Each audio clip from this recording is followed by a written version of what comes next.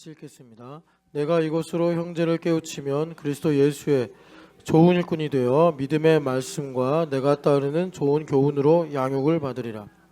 망령되고 허탄한 신화를 버리고 경건에 이르도록 내 자신을 연단하라. 육체의 연단은 약간의 유익이 있으나 경건은 범사에 유익하니 금생과 내생의 약속이 있느니라. 미쁘다 이 말이여 모든 사람들이 받을만 하도다.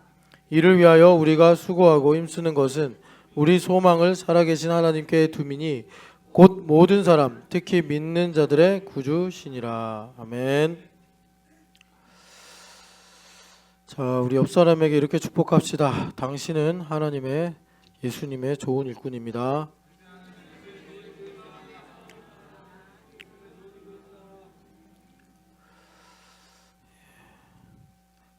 이번에 교회됨 40일의 주제가 그리스도 예수의 일꾼, 좋은 일꾼이다. 이렇게 우리가 제목을 정했는데 여기 있는 말씀 그대로죠. 일꾼 중에 예수님께서 이런 말씀도 하시죠. 무익한 종을 뭐 이렇게 밖에다가 던져라, 이런 말씀도 하시죠. 이제 그 좋은 일꾼과 반대되는 이미지겠죠. 좋은 일꾼은 마태복음에 나온 말씀대로 그 충성되고 또 지혜로운 청직이다, 이렇게 말씀하세요. 그래서 진작에 우리가 충성되다라는 게 무슨 뜻이냐, 이거 많이 나눴는데 그러니까 그 충성되다는 것은 열심히 일을 한다, 이것이 아니고 우리가 성경에서 종이다, 특별히 이제 그 구약의 종의 정의를 가지고 이제 신약에서 예수님 믿는 사람들을 종이다, 예수님의 종이다, 이렇게 말한단 말이에요. 그러니까 충성된 종이다라는 것은 그 구약 성경에 귀 뚫린 종이다라고 하잖아요. 그러니까 원래 그 이스라엘 백성들이 가나안 땅에 들어갈 때 이 노예 제도가 없었단 말이에요. 그런데 이 세상에는 흑암이기 때문에 또 이 빈부의 격차가 틀림없이 생길 수밖에 없어서 이 빚을 갚지 못하는 사람들이 이제 몸으로 종살이를 해서 이제 채무를 갚는 거죠. 그렇게 해가지고 종살이를 하는데 그 종살이를 하는 사람이 자기의 빚만큼 일정 기간 동안 종으로 살다가 이제 해방이 됐단 말이에요. 집으로 돌아가면 되는데 내가 이렇게 종으로 만난 주인을 겪어보니 너무나 훌륭하고 좋으신 분이라 내가 고향에 돌아가서 원래 하던 일을 하는 것보다 내가 남은 여생을 이분을 위해 평생 사는 것이 더 의미가 있겠다 하는 사람은 출애굽기나 신명기에 이르기를 그 집에 대표성이 있는 뭐 기둥이나 또는 이 문설주에 가서 귀를 뚫어라, 이렇게 하나님께서 법을 주셨단 말이에요. 그래서 귀를 왜 뚫느냐, 물론 이제 몸에 표식을 남기는 것이기도 하지만, 그러니까 사무엘 선지자가 그 사울 왕이 하도 하나님 말씀을 안 들으니까 하나님께서 제사보다 하나님 말씀을 잘 듣는 것을 기뻐하는 걸 모르십니까, 이랬단 말이에요. 그러면서 거기서 한 가지 말씀하신 것이, 자, 예준이 이제 중1이구나. 깜짝 놀랐네. 왜 다니엘부를 안 가고 여기 있지 해가지고 해가 바뀐 거를 그러니까 규훈이도 여기 와 있구나. 그래. 그래서 그거를 그러니까 이제 귀 뚫린 종이다, 이렇게 말한단 말이에요. 듣는다. 사무엘 선지자가 그랬어요. 제가 예원이 잘 들어야 된다, 이 얘기 하려고 했는데 유아랑 예원, 그래서 유아랑 예원인 줄 알았는데 예준이었구나. 그러니까 규훈이, 예준이, 유아, 예원이 잘 들어야 돼. 자, 부모님이 뭐라고 말을 하는데 막 싫고 짜증나고 화가 나고 막 속상하잖아. 그런 거는 사무엘 선지자의 말을 빌리면 그게 그 사신 우상에게 절하는 죄와 같고 점치는 죄와 같다 이랬단 말이에요. 그러니까 우상 숭배랑 똑같다 이런 말이지. 거역하는 것이 본질적으로 말하면. 그러니까 하나님 말씀이든 부모님 말씀이든 선생님 말씀이든 마음이 굳어지는 것은 자유가 아니라 이게 우상 숭배다. 우리 예수님 믿는 사람이면 이 정도는 알아야 돼요. 그냥 마음이 굳어지는 것을 뭐 의견이 다르다. 뭐 물론 뭐 사람이 대화하다 보면 생각이나 관점의 차이가 있게 마련인데 하나님께서 질서라는 걸 두셨단 말이에요. 그래서 하나님 말씀을 듣는데 혹은 내가 부모님의 말씀을 듣는데 마음이 굳어진다. 막 화가 난다. 막 속상하다. 그것은 내 마음에 우상이 있구나 이렇게 생각하면 돼요. 그래서 그 종은 이제 우상이 없는 거죠. 그 주인을 너무 사랑하고 존경해서 귀를 뚫어서 나는 이 주인의 말씀을 듣는 것에 목숨을 걸겠습니다. 이제 이런 의미예요. 그러니까 나에게 생명은 주인의 말씀을 듣고 순종하는 것입니다. 교회가 됐다는 건 예수님의 종이 됐다는 건데 많은 분들이 예수님과 인격적 관계를 갖는다 그래. 그러면서 뭐 이런 체험도 하고 하나님 나에게 이렇게도 말씀하셨다고 그러고 하나님께서 막 나를 이렇게 인도하신다고도 하면서 그런 사람일수록 희한하게 사랑은 못해. 허물을 덮고 용서하고 이해하고 낮은 자리로 가서 섬기고 손해보고. 여러분 그 예수님과 인격적 관계를 갖는 가장 기본적인 것은 주와 종의 관계를 갖는 겁니다. 주와 종의 관계를 갖는 것이고 여러분 주와 종의 관계를 갖는다는 것은 여러분 예수님의 종만 된다가 아니에요. 그러면 사변적인 신앙에 빠져버려요. 예수님의 종이 되는 게 아니라 종만 되는 게 아니라 내가 교회 공동체라는 일정한 뭐라 그럴까 이 범주가 있지 않습니까? 여기서 내가 종으로 산다는 거예요. 그래서 복음서를 보면 예수님께서 계속 하시는 말씀이 낮아져라, 섬기는 자가 되라, 종이 되라 하신 이유는 내가 예수님의 종이 되는 그 특별한 은혜를 우리가 이 공동체에서 다양한 시점, 다양한 상황, 다양한 일로 하나님께서 우리에게 주시는 거예요. 그래서 안부라잔, 니베타는 안부라잔의 부인이에요? 신촌연합교회 성도예요? 와이프가 아니지. 와이프니까 저번에 재작년에 그 누구냐 한영 부로하고 저기 누구냐 찬양 부로가 그렇게 흉내낸 거 아니에요. 교회에서 목사님 뭐 누나 형 막 부러 막 이러다가 집에 가서는 타밀로로 니베타한테 라라라라라라 막 이러고 와이프라고 생각해서 그런 거예요. 와이프라고 성도라고 먼저 생각해야 돼요. 성도 안 불어서 그러니까 기도인데 늦게 나오고 말이야. 그래서 교회의 종이 되는 것 참 이 부분이 요즘에 교회 다니고 예수님 믿는 사람들한테 참 어려운 문제입니다. 예수님의 종이 되는 건 기분이 좋은데 납득이 되는데 교회의 종이 된다 그러면 이게 참 복잡해지고 이게 삼키다가 목에 걸리는 일이 상당히 많죠. 이것이 그러니까 우리가 얼마나 신앙이 이렇게 사변적인가 이걸 이제 보여주는 거예요. 자, 그래서 일꾼은 바로 골로새서 1장의 말씀대로 교회의 일꾼이 되는 것이요. 그리고 종이 되는 것도 교회의 종이 되는 것이다. 이것입니다. 자, 오늘 우리가 이 4장 6절이 교회됨 40일에서 핵심 구절이고 지금 우리가 읽은 본문은 6절에서 10절의 말씀인데 자, 일꾼이 되는 그 길이 있습니다. 그 일꾼이 되는 길이 무엇인가 봤더니 너가 이것으로 형제를 깨우치면, 이렇게 말씀하시면서 그게 일꾼이 되는 길이다, 이렇게 바울 사도가 말씀하세요.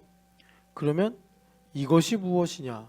그 이것이 1절부터 5절의 말씀이에요.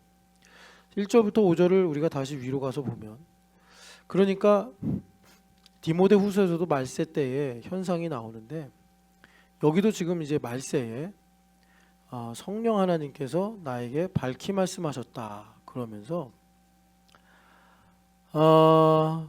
어떤 사람들이 믿음에서 떠나 미혹하는 영과 귀신의 가르침을 따르리라, 이렇게 말씀하세요. 여기 미혹하는 영은 여러분 그 어떤 거냐면, 요한 1서 5장을 가보시겠어요? 요한 1서 5장을 보면은 일꾼과 관련돼서 좀 찾아보는 건데, 4장에 보면 6절을 같이 읽어보겠습니다. 우리는 하나님께 속하였으니 하나님을 아는 자는 우리의 말을 듣고 하나님께 속하지 아니하는 자는 우리의 말을 듣지 아니하느니 진리의 영과 미혹의 영을 이로써 아느니라. 아멘. 자, 여기 진리의 영은 당연히 성령 하나님이실 거고, 미혹의 영은 성령 하나님을 흉내내는 원수마귀겠죠. 그런데 여기 보면 진리의 영에 속한 사람은 특징이 뭐냐? 우리의 말을 듣는다, 이렇게 말씀하세요. 우리의 말을 듣는다. 그러니까 우리가 누구겠습니까? 교회고 공동체죠. 그래서 아까 전에 교회 종이 된다 라고 말씀드렸잖아요. 교회의 종이 돼버리면 우리의 말이 잘 들려요. 송이꿀처럼 들려요. 종이 안 되고 내가 주인 되어 살면 뭐 들리는 말마다 걸리고 부딪히고 속상하고, 뭐 흔히 이제 한마디로 말하면 정죄받는다, 이렇게 얘기해요. 교회됨 40일 합시다. 정죄받는 거죠. 하기 싫은데, 바쁜데, 뭐 이런 생각이 들고. 자, 그러니까 우리의 말을 듣는 사람, 하나님께 속한 사람이다. 그 사람은 진리의 영이다. 자, 여기서 이제 중요한 하나의 또 진리가 나오는데, 아까 전에 예수님의 종이 되는 건 좋고, 예수님의 종이 되십시오, 아멘, 그런단 말이에요. 예수님의 일꾼이 되십시오, 아멘, 그래요. 그러면서 이제 교회의 종이 되십시오, 그러면 이상하게 가네, 뭐 이런단 말이에요. 자, 그러니까 진리의 영을 따르면 하나님께 속하여서 여기서 우리의 말을 듣는다 그래요. 자, 이 말씀을 여러분 잘 붙잡고 계시면서 2절을 위에 가서 읽어보세요. 이로써 너희가 하나님의 영을 알지니 곧 예수 그리스도께서 육체로 오신 것을 시인하는 영마다 하나님께 속한 것이요. 아멘. 내가 하나님께 속해 있는지 어떻게 합니까? 뭐 기분 좋으면 하나님께 속해 있고, 기분 안 좋으면 뭐 인사도 안 하고, 뭐 얼굴도 정색하고, 그걸로 내가 어떻게 알겠어요? 자, 하나님께 속한지 어떻게 아냐면 예수님께서 육체로 오신 것을 시인한대요. 지금 우리가 예수님께서 육체로 오신 것을 시인하는 매우 적극적인 행위로 성찬식을 했어요. 그러니까 예수님의 살을 먹은 거죠. 원래 정확하게 말하면 몸이라고 말하는 게 더 분명한데, 이제 한글 성경에서 살이라고 번역을 해가지고 살이라고 말하는 건데, 그러니까 예수님의 몸을 먹어서 우리가 뭐가 되는 거죠? 예수님의 몸이 되는 거예요. 예수님의 몸이 되는 건데, 예수님의 몸이 되는 건 뭐죠? 교회가 되는 거예요. 교회가. 그래서 이런 겁니다. 자, 팔하고 몸은 다르죠. 그런데 전혀 이질감을 안 느낀단 말이에요. 왜 그러냐면 한 몸이기 때문에. 근데 팔하고 어깨하고 계속 싸워요. 왜 여기 붙어 있냐? 왜 힘들게 매달려 있냐? 이러면서 몸이 아닌 거죠. 그러니까 우리가 하나님께 속해 있으면 예수님께서 육체로 오신 것을 시인한다 그러는데, 시인한다는 것은 신앙 고백을 하는 것이고, 그러니까 우리의 신앙 고백은 뭐죠? 신촌연합교회는 예수님 머리 되시고 몸된 교회입니다, 이거예요. 이걸 우리가 이제 리얼리티다, 실제다, 이렇게 말하는 거예요. 자, 그래서 진리의 영으로 우리의 말을 듣는다, 이 말이 뭐냐면 하나님의 음성을 듣는데, 그 하나님의 음성이 뭐 음파로 오는지 아니면 뭐 전파로 오는지 여러분 어떻게 알아요?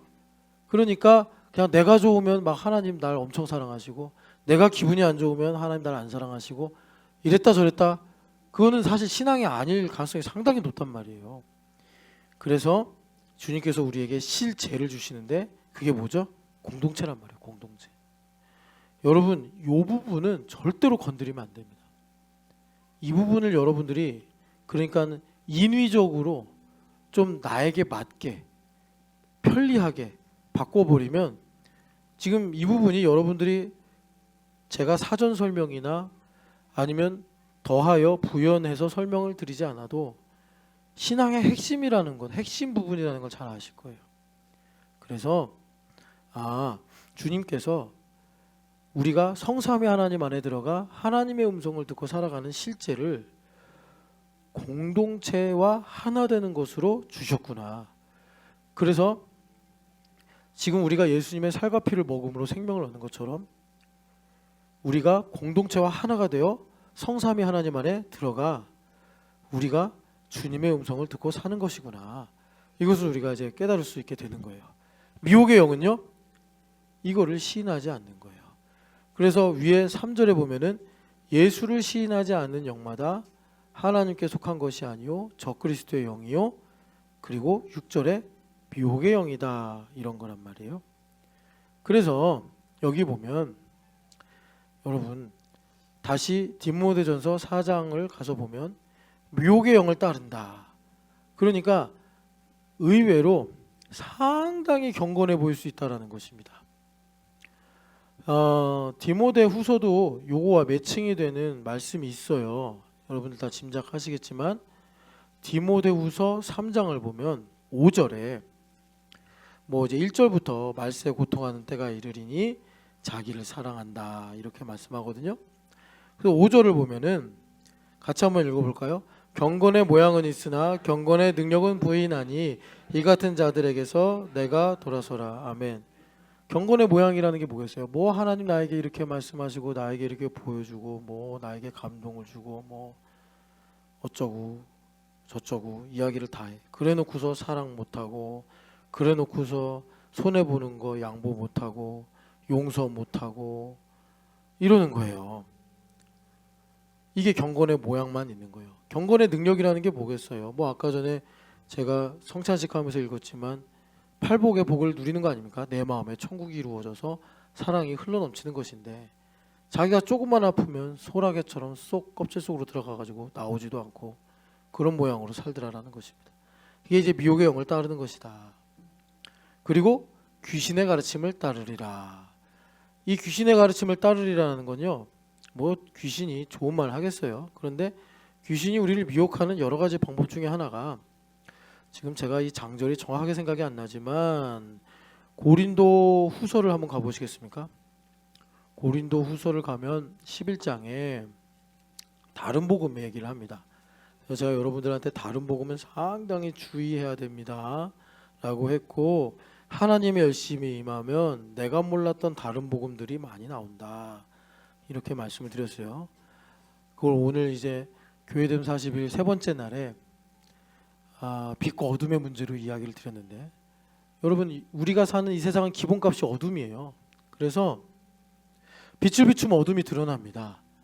어둠이 드러나는데 자기중심성이 강한 신앙생활을 하는 사람은 그 어둠이 드러날 때 정죄를 받고, 장성한 신령한 영을 따라 생각하는 사람들은 그 어둠이 드러날 때 하나님 나를 책망하시는구나, 책망하시는 것을 보니 하나님은 정말 나를 친아들로 생각하시는구나, 이렇게 생각하면서 오히려 큰 복을 더 누리게 된다라고 말씀을 드렸어요. 그래서 바울 사도도 11장 이 초반에 이 다른 복음의 문제, 그래서 여기 3절에 보면은 우리가 둘째 날 나눴던 내용인데, 뱀이 하와를 미혹한 것처럼 이게 다른 복음이에요. 그러니까 뱀이 말하는 데는 여러분 진실이 있었습니다. 일말의 진실은 있었으나 진리가 아니었다. 그러니까 이 시대의 다른 복음은 뭐겠어요? 나에게 너무 확 와닿는 그런 진실 어린 말을 하는데 알고 보면 그것은 생명이 없는 진리가 아니었더라, 이거예요. 그래서 바울 사도가 이 다른 복음의 얘기를 하시면서 제가 여러분들과 같이 읽으려고 했던 것은 14절인데, 같이 읽어보겠습니다. 이것은 이상한 일이 아니니라 사탄도 자기를 광명의 천사로 가장하나니. 아멘. 이거예요. 그러니까 천사도요 엄청 축복도 할 수 있고 또 나에게 맞는 말도 여러 개 할 수 있다 이겁니다. 광명의 천사니까요. 그러나 다른 복음을 우리가 분별하여 여기에 속으면 안 된다라고 바울 사도가 말씀하시는 거예요.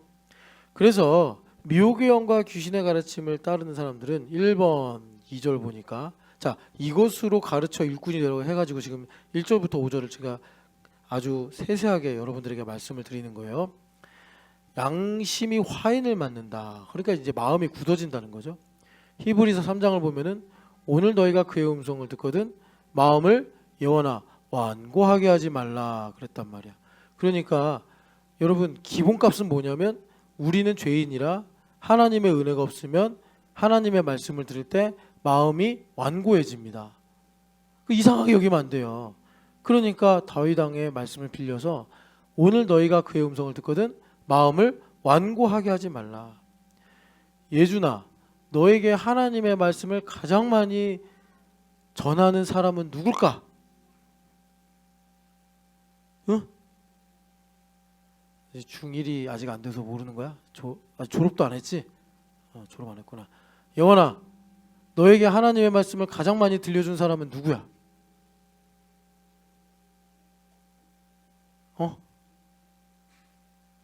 말하고 싶은데 잘 말이 안 되지 지금. 엄마 아빠지 몰라. 아빠 엄마. 그런데 아빠 엄마가 뭐 하나님은 너를 사랑하신다 뭐 성경 말씀을 이렇게 계속 암송하고 이야기하면서 그렇게 하나님 말씀 전하는 게 아니라 일어나서 학교 가라, 방 좀 치워라, 예원아 뭐 학교 갔다가 늦으면 연락해라, 이런 식으로 하나님의 음성을 들려주시는 거라고. 그것이 아까 목사님이 말한 하나님의 음성을 듣는 것의 리얼리티가 뭐냐, 우리의 말을 듣는 거라고. 진리의 영이 그렇게 하신다고 아까 읽은 그 부분이 그런 내용이야. 잘 들어. 너에게 하나님의 말씀을 가장 많이 전해주시는 분은 너가 고등학교 졸업할 때까지는 부모님이야. 부모님. 목사님은 그거보다 조금 이제 서포트하는 거고 부모님이야. 그러니까 부모님이랑 자 임예준, 정유아 부모님이랑 이제 그런 말이 좀 불경하지만 싸웠어.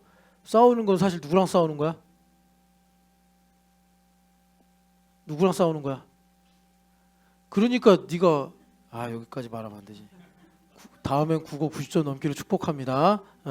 자 하나님이랑 싸우는 거라고. 하나님을 대적하는 거라고. 그죠? 지원 집사님 부모님을 대적하는 건 누구를 싸우는 거예요? 하나님과 싸우는 거예요. 예. 많이 싸워보신 분이야. 자 그래서 양심이 화인을 맞는다. 마음이 굳어져 버리는 거예요. 그리고 외식함으로 거짓말하는 자들이라. 참 예수님은요 다른 건 다 용납하셨어요. 용서해 주시고 인정하시고 긍휼히 여겨주시고 그랬는데 외식은 주님 전혀 타협을 안 하셨다는 걸 여러분 잘 아시죠? 그래서 바리새인과 서기관들이 아니 그 말의 의미는 알겠는데 너무 심하게 말씀하시는 거 아닙니까? 할 정도로 예수님은 외식을 너무 싫어하신 이유가 뭐냐? 외식하면 바늘 하나 들어갈 틈이 없다. 이렇게 표현할 수 있어요. 외식하면. 그래서 외식하는 게 뭐냐? 여기 보면요 3절에 바울 사도가 두 가지 예시를 들었는데 혼인을 금하고 음식물을 안 먹고 뭐 금식하고 막 이러는 거예요. 그러니까 뭐 타종교도 좀 그런 면이 있던데 기독교 안에서도 이렇게 살면 되게 경건하네 이렇게요. 되게 경건하네. 완전히 잘못 빗나간 거예요.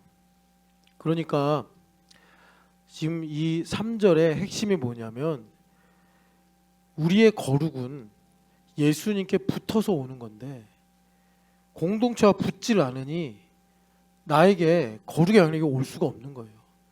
그러니까 혼자서 사막의 수도승처럼 고행과 자기만의 어떤 보상 심리로 만든 규칙을 가지고 내가 거룩을 추구하는 겁니다. 거긴 생명이 없죠. 그러니까 사막같이 깨끗한데 생명이 없는 거예요. 그런 상태가 되는 겁니다. 그래서 바울 사도가 이제 이런 것에 반하여 4절 5절에 우리에게 일꾼의 길이 무엇인지를 말씀하시는데 같이 읽어보겠습니다. 하나님께서 지으신 모든 것이 선함에 감사함으로 받으면 버릴 것이 없나니 하나님의 말씀과 기도로 거룩하여 짐이라. 아멘.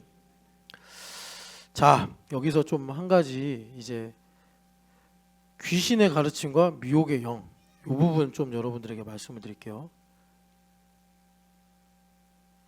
미혹의 영 그리고 귀신의 가르침.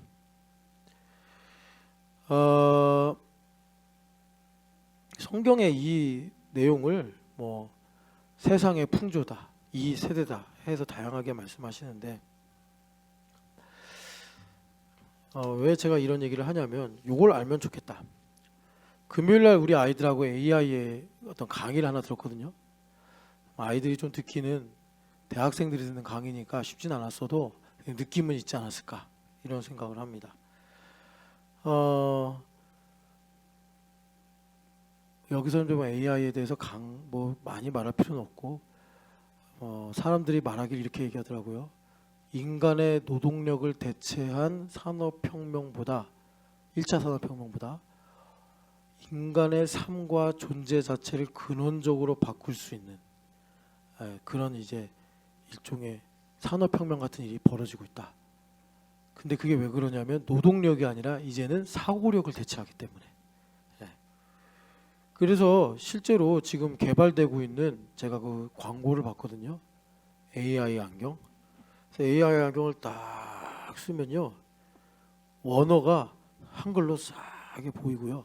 그러니까 우리가 보통 이제 소프트웨어를 깔아서 이렇게 컴퓨터 모니터를 통해 보던 뭐 이제 해석이나 문법이 안경을 딱 쓰면 여기 이렇게 다 이제 보이고, 그리고 제가 뭐 이게 이제 전자 제품이라고 합시다. 그러면 이게 왜 작동을 안 하나, 어디가 망가졌나 해가지고 AI 안경을 딱 쓰면 어디가 고장이 났고 뭐가 문제고 어떻게 고치는지가 여기 딱 열리고 뭐 이렇게 되는 진짜 성경 말씀대로 영안이 열리는 그런 거더라고요. 그래서 그 AI 안경에서 이렇게 지시하고 보여주는 대로 행동하면 내가 모르는 글도 읽을 수 있고 내가 처음 보는 것도 고치거나 다룰 수 있다. 그렇게 해놓고 보니까 결과가 뭐가 되냐면 이제는 인간의 팔이 로봇 팔이 되고 인간이 조종하고 지시하던 이 머리 역할을 AI가 하네. 인간이 로봇 팔이 되고 AI가 말하는 대로 사네. 뭐 지금 이제 뭐 AGI나 피지컬 AI나 이런 게 막 삶에 전격적으로 보급은 되지 않았지만 우리 정서나 삶의 어떤 선택이나 성향에서는 상당히 우리 내면 안에 침투해 되지 있겠다 생각이 들어요. 그래서 AI 시대에 심각한 문제가 뭐냐면 사람들이 생각하는 힘을 잃어버린다. 근데 이 일이 되게 성경하고도 잘 어울리는 게 아까 우리가 경건의 모양은 있으나 경건의 모양은 없다. 목사님이 한번 일어나라고 그랬으면은 생각을 해야 될 거 아니야. 더 이상 자면 안 되겠다. 자지 않으려면 어떻게 해야 될 것인가? 일어날 것인가? 화장실 가서 세수를 할 것인가? 내가 뭐라도 한자 적으려고 받아 적을 것인가? 그런데 생각하는 힘이 없으니까 이렇게 또 얘기가 나올 수밖에 없는 거야. 생각하는 힘이 없어진다니까요. 그런데 아까 디모데후서 3장 1절부터 5절을 보면은 이 부분이에요. 사람들이 생각을 하지 않더라. 오직 자신만 생각하더라. 그거예요. 그래서 여러분 우리가 대안이 필요하잖아요.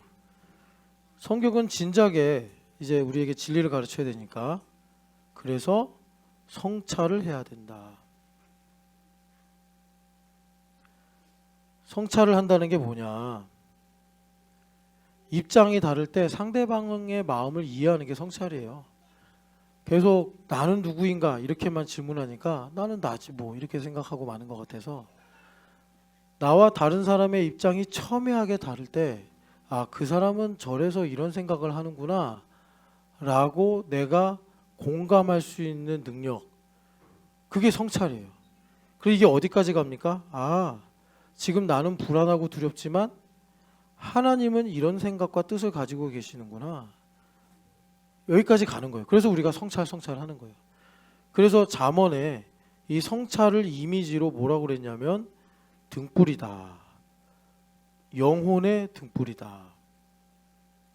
영혼은 우리가 깊은 구덩이 같아서 캄캄해가지고, 도대체 이제 뭐 심리학이나 철학을 통해서 많이 개발됐지만 내가 왜 이렇게 생각하나, 내가 왜 이렇게 화가 나나, 내가 왜 이렇게 고집을 피우나 몰라요. 사실 파고 들어가면 모르는데, 그것을 하나님께서 말씀으로 등불을 딱 켜셔서 나로 그 근원이 무엇인가 보고 깨닫고 알게 하신단 말이에요.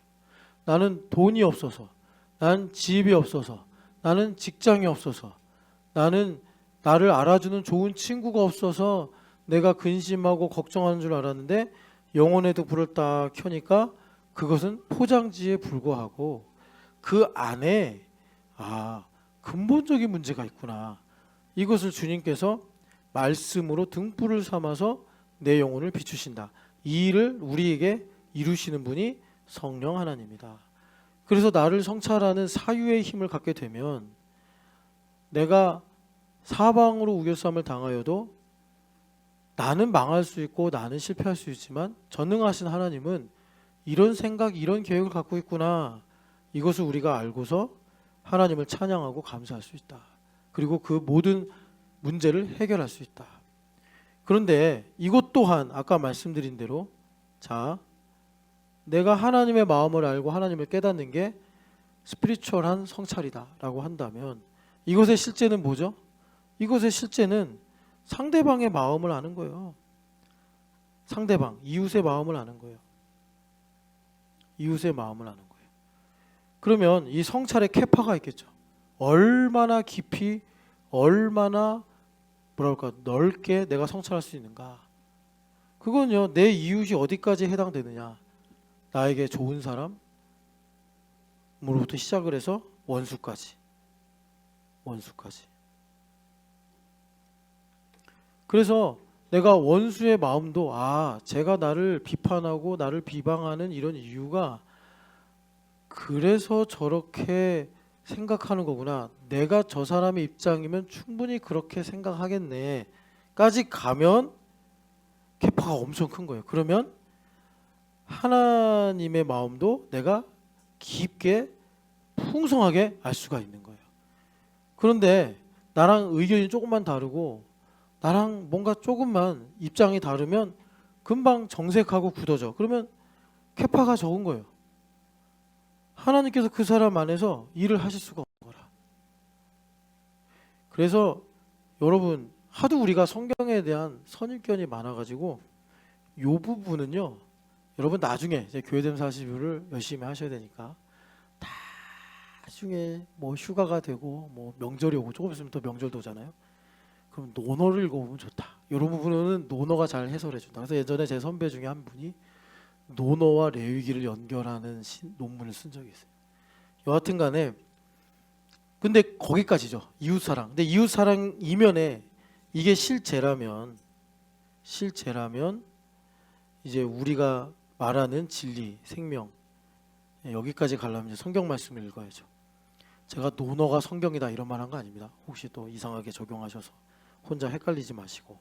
자, 그래서 정말 우리가 지금 살아갈 미래야말로 기독교인들이 활기를 칠 수 있다. 왜냐하면 우리는 성령 하나님을 모시고 살고 있기 때문에 우리 아이들 포함 우리까지도 정말 물 만난 고기인 거예요. 생각하는 힘을 우리는 가질 수 있기 때문에. 성령 하나님 끊임없이 영감을 주시니까. 그러니까 어떤 상황이냐면, 다니엘이 그 바벨론에 있을 때 느부갓네살왕이 자기가 꿈을 꾸고 자기가 잊어버리고서 내 꿈 좀 해석해줘 그래요. 그러니까 박사와 술객이 뭐라고 그러냐면 바벨론 역사에 일어난 건 없었습니다. 그러니까 느부갓네살이 더 열받아가지고 우리나라에 있는 모든 지혜로운 박사와 술객들 다 죽여라. 참 무서운 왕이죠. 그때 이제 다니엘이 꿈을 해몽했잖아요. 그런 상황과 똑같다. 예수님 믿는 사람들이야말로 정말 AI 시대가 위험하고 어려운 시대가 아니라 정말 사람들에게 생명이 무엇이고 진리가 무엇인지를 전할 수 있는 아주 좋은 호기를 맞았다라는 것입니다. 자, 그래서 이제 시간이 얼마 안 남아서 두 가지만 말씀드리면 여러분 여기 그래 여기까지. 자, 생각하는 힘 AI. 자, 요거만 정리할게요.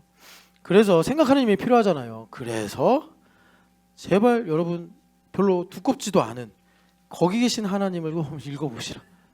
이 정도는 읽어야지 뭐가 좀 생각할 거리가 있지. 그냥 여러분 머리를 막 하게 왱왱왱왱 돌린다고 생각이 됩니까? 쓸데없는 생각이나 하지. 자, 그래서 여기 생각하는 힘을 위해서 정 안 읽을 거야 나는 그러신 분들은 그냥 여기 책 소개만 빠짐없이라도 좀 읽으세요. 제가 그냥 여기 알맹이라도 정리해가지고 올리니까 이거라도 읽으세요. 어떻게 하겠어요? 안 읽기로 작정을 했는데 뭐 아직도 안 사고 그러면 안 읽은 거죠. 자, 헤겔. 여기 헤겔 나오죠. 헤겔. 여러분 뭐 옛날에 이거 도덕 시간에도 배운 것 같은데 헤겔이 뭘 했냐면 정, 반 해가지고 합 요런 사고 개념을 만들었어요. 헤겔이. 그래서 대단한 사람인 겁니다. 그럼 그전에는 어떻게 했는데요?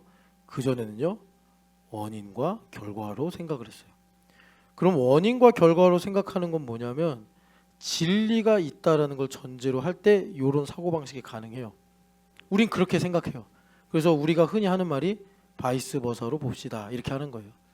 말씀이 사실이다 실상이다라는 것은 우리가 하나님의 말씀과 이 살아가는 현상의 모든 일들을 바이스 버사로 볼 수 있어야 된다. 진리라는 걸 전제로 해야 이 사고 개념이 우리에게 가능합니다. 그런데 헤겔의 선배가 칸트거든요. 칸트가 야, 알 수 없는 건 이제 논하지 말자. 그래가지고 신앙과 이성을 분리시켜 버렸단 말이에요. 그러고 나니까 옛날에 신앙이 하던 역할을 뭐가 대신 해줘야 돼. 진리가 이제 진리라는 거를 우리가 찾으려고 그러니까 영적인 시도를 하지 말자 해가지고 이거를 이제 뭐라 그러냐면 여기 써있지만 변증법적 뭐라고 써있나? 사고방식. 변증법적 사고방식.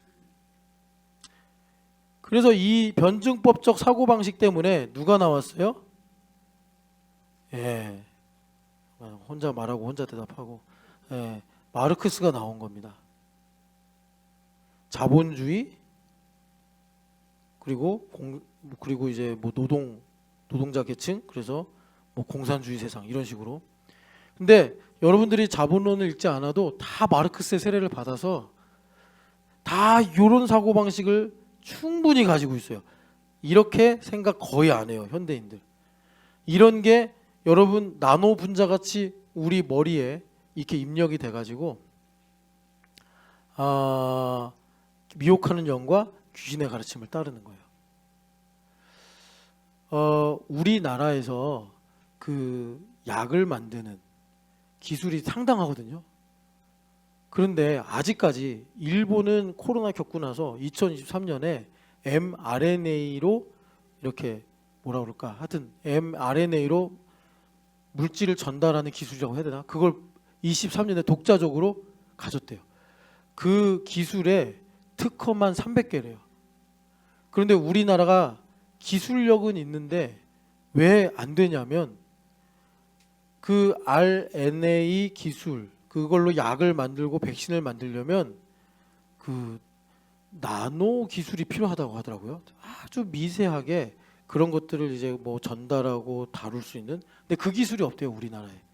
그래서 우리나라는 항상 미국의 제약회사들한테 개런티를 주고 우리가 니네 약 만들어 줄 테니 니네 거 따라 우리가 제조할 수 있게 해줘 해가지고 우리나라가 만들어도 돈은 왕서방이 가져가고 우리나라는 제주만 구르고 뭐 이런 상황이 생긴다고 하더라고요. 그래서 또 코로나가 오면 우리나라는 이제 난리가 나겠다. 일본은 스스로 만들 수 있는데 방법만 찾으면 그렇다고 하더라고요.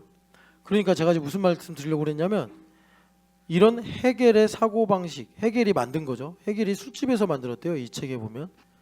그래서 이 사고방식을 우리가 보이지 않는 아주 작은 나노 입자 같은 크기로 흡수하고 내가 무수히 가지고 있어서 나도 모르게 상대방과 갈등이 생기거나 어떤 사회적인 현상을 보거나 어떤 문제를 해결하려고 그럴 때 다 이 변증법적 사고방식을 따라가는 게 편하고 익숙하더라.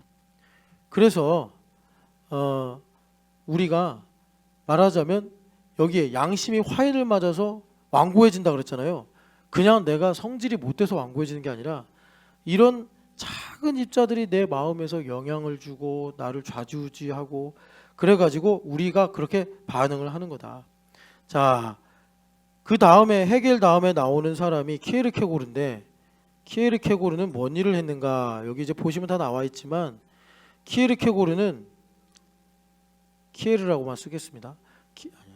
키에르케고르는 이 사람은 기독교인이에요. 그런데 시대 정신을 잘 따라가서 충실하게 따라가서 이 사람이 하나님을 더 잘 믿고 싶은데 이 신앙의 도약이 필요한지라. 근데 신앙의 도약을 어디서 힌트를 찾았냐면 아브라함과 이삭의 이야기에서 찾은 거예요. 이삭을 바치라는 게 도저히 이게 이성적으로 납득이 안 되는 거라. 그래서 아브라함과 이삭이 신앙의 도약을 했는데 이 신앙의 도약이라는 것은 비이성적이다. 이렇게 키에르케고르가 정리를 해버린 거예요. 그래서 이 도식 때문에 여러분 사실 성경은 초이성적이라고 그러지 비이성적이라고 안 합니다. 그러니까 초이성적인데 이걸 비이성적이라고 말을 해버리면 신학은 반지성주의고 신앙을 위해서는 내가 남에게 뭔가 설명할 수 없는 나만의 체험과 어떤 나만의 뭔가 은혜가 있어야 된다. 이런 이상한 도식을 만들어서 문제는 뭐냐? 이게 현실에서 아무런 힘이 없는 거예요. 그러니까 과학이라든지 뭐 돈이라든지 이런 쪽으로 다 그냥 세상의 주도권을 내주게 돼버리고 말았다는 겁니다.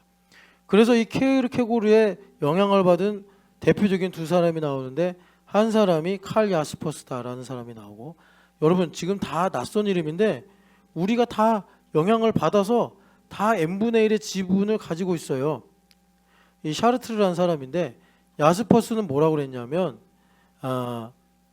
한계 체험이라는 걸 강조했습니다. 한계 체험. 이 한계 체험이라는 건 뭐냐? 아무에게도 설명할 수 없고 오직 나만 알고 있는 한계 체험이 있어야만 내가 상대방과 소통할 수 있다. 그래서 매우 폐쇄적이 되면서 이 정의 자체가 나를 상당히 자기중심적인 사람으로 만듭니다. 그리고 샤르트르는 어떤 명언을 남겼냐면 가장 중요한 것은 진리는 없어졌기 때문에 자신이 자신답게 사는 거다. 나다운 게 진리다. 그래서 이 사람이 예를 든 게 어떤 청년이 길을 건너는 노파를 부축했다. 자신다운 거니까 그건 진리다. 그런데 그 횡단보도를 지나는 노파의 가방을 뺏었다. 자신다운 거기 때문에 그것도 진리다. 이렇게 샤르트르가 가르쳤어요. 물론 얘기했지만 여하튼 간에 이렇게 되면서 우리가 이런 사상의 세례를 받아서 이게 우리 마음속에 작은 나노 입자들로 들어가가지고 우리 마음이 세대의 풍조를 따르게 했다. 여러분들이 이렇게 생각할 수 있어요. 지금 나랑 생각이 다르니까 내가 억울한 마음이 드니까 내가 지금 화가 나니까 마음이 굳어진다고 생각하는 건데 생각할 수 있는데 여러분 그거 아니에요. 우리가 수없이 교과서를 읽으면서 여러 가지 대중매체를 통해서 영향을 받으면서 이런 뭐라 그럴까요? 영향을 내가 흡수해가지고 하나님에 대한 반감과 적의를 가지고 하나님의 말씀을 들으면 이게 본질적으로 마음이 굳어지는 체질을 가지게 됐더라. 그래서 이런 굳어지는 체질을 바꾸는 게 아까 여기 위에서 보면 4, 5절에 말씀과 기도다 이렇게 말씀해요. 말씀과 기도다. 자, 말씀과 기도가 지금 우리한테 해독제 역할을 한단 말이에요. 어떻게 해독제 역할을 하냐 예시만 들어드릴게요.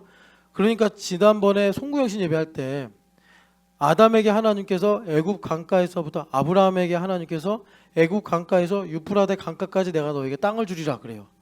그런데 그 땅을 우리가 배경을 알고 보니까 아브라함은 셋의 라인이에요. 유일신 하나님을 신실하게 섬기는 종족이에요. 노아의 세 아들이 있었는데 함은 저주를 받았어요.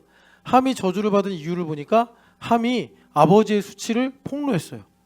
그래서 노아가 저주를 했는데 그것이 그냥 저주가 아니라 사실 함 속에 있는 인본주의를 하나님께서 드러내신 거예요. 그래가지고 함의 자손들 보면은 죄다 인본적인 세계관을 가지고 그들이 나라도 세우고 영역도 차지하게 됐는데 쭉 보니까 함의 자손들 중에 그 가나안이 있었거든요. 그래서 가나안이 아브라함이 갈대아 우르에 살다가 하나님의 인도하심을 따라서 정착하게 된 땅, 그 땅이 바로 이제 가나안의 7족속에 살던 그 땅이란 말이죠. 하나님께서 그러시면서 내가 이 가나안의 7족속에 살고 있는 땅을 너에게 주겠다라고 말씀하시는 거예요. 자, 여러분, 함이 인본적인 생각을 가졌고 그 마음 깊은 곳에 있는 것이 아버지의 수치를 폭로하는 것으로 드러나서 노아가 저주를 했는데 그 저주가 하나님의 예언이 돼가지고 함의 자손들, 뭐 애굽, 에티오피아, 그리고 블레셋, 그리고 가나안 다 인본적인 세계관을 가지고 그리스 신화와 같이 다신교를 만들어서 자기들이 이렇게 이제 하나의 세계를 구축했단 말이에요. 거기에 하나님께서 아브라함을 딱 보내시면서 하나님께서 선교회를 시작하시고 구속의 경륜을 이루시고 하나님께서 흑암 가운데 빛을 비추시는 일을 이루셨단 말이에요. 자, 여기서 우리가 주목을 해야 되는 건 뭐냐면 함이 잘못한 것이고 함이 하나님을 대적하여 인본적 자기 힘으로 살겠다라고 한 것이지만 하나님의 경륜에는 거기까지 포함을 해서 하나님께서 우리를 모든 민족 가운데 어떻게 구원하시며 그리고 하나님께서 공의라고 하시는 최종 심판을 어떻게 완성하실지를 그 이제 함의 자손들의 땅에 아브라함을 이주시키시면서 거기에 너에게 땅을 주리라 약속하시는 일로 우리에게 예시하시더라. 자, 결론을 내리면 이것입니다. 나의 인생에 함과 같이 어둠이 있고 나의 인생에 함과 같은 실패가 있을지라도 하나님은 전능하시고 전지하셔서 그것까지도 하나님께서 나를 구원하시는 수단과 방법으로 사용하시더라라는 것입니다. 이것을 내가 말씀과 기도, 자, 지금 제가 말씀을 대략적으로 설명해 드린 거잖아요. 여러분들이 그걸 이성적으로 이해해요. 이성적으로 이해하면서 기도는 뭐냐면 여러분들 기도는요 이것이 일종의 숙성되는 거예요. 나의 삶에 스며들어야 돼요. 내 이야기로, 함의 이야기가 나의 이야기로, 아브라함의 이야기가 나의 이야기로 스며들어야 되는데 그것은 기도하는 것에 따라 시간이 줄어들기도 하고 더디기도 하는 거예요. 그러니까 무슨 말이냐면 여러분 우리가 사실 기도다라고 말하면 기도는요 내가 하나님을 바라보면서 살아가는 모든 시간이 기도가 될 수 있어요. 그래서 제일 안타까운 건 뭐냐면 고난당하면서 기도 안 하는 사람이에요. 고난당하면서 기도를 안 해. 힘든데 기도를 안 해. 근데 힘든데 기도를 안 하는 이유도 똑같아요. 왜냐하면 힘드니까 하나님이 더 미운 거야. 하나님이 더 싫은 거야. 그러니까 더 기도 안 해. 더 기도 안 하고 그냥 정말 예수님께서 우리에게 남기신 말은 하루에 1시간은 기도해야 돼. 그래야지 오늘의 양식이라고 하는 말씀이 너희들의 삶에 흡수가 되고 그것이 양분이 돼서 너에게 힘이 되고 지혜가 되고 능력이 되는 거야. 주님께서 그렇게 말씀하셨는데 그래야 면역력을 가져가지고 세상이 나를 미혹하려고 할 때 끌려가지 않아. 이 말씀이 분명히 성경에 이렇게 피로 적혀져서 우리에게 있는데도 불구하고 우리는 바쁘니까 사정이 있으니까 이런 변명 저런 이유로 인해서 1시간 기도 안 해도 하나님 그냥 이해해 주십시오 이러고 살고 있잖아요. 그러니까 고난당하면서도 기도를 안 해. 기도를 안 하니까 일단 고난당하는 거는 0.1의 기도라고 합시다. 내가 시간을 정해놓고 하나님 앞에 베드로처럼 하나님 앞에 시간을 정해놓고 기도하는 것은 10 이상의 그런 기도의 농도가 있다는 거예요. 그러니까 우리가 이런 말씀들이 한 80년을 살아야 하나님께서 내 인생에 이런 어두움과 실패까지도 다 수단과 방법으로 사용하셔서 하나님의 뜻을 이루시는구나. 그렇구나 하고 끝나는 거예요. 그래서 이 말씀과 기도로 주님께서 거룩하게 하신다.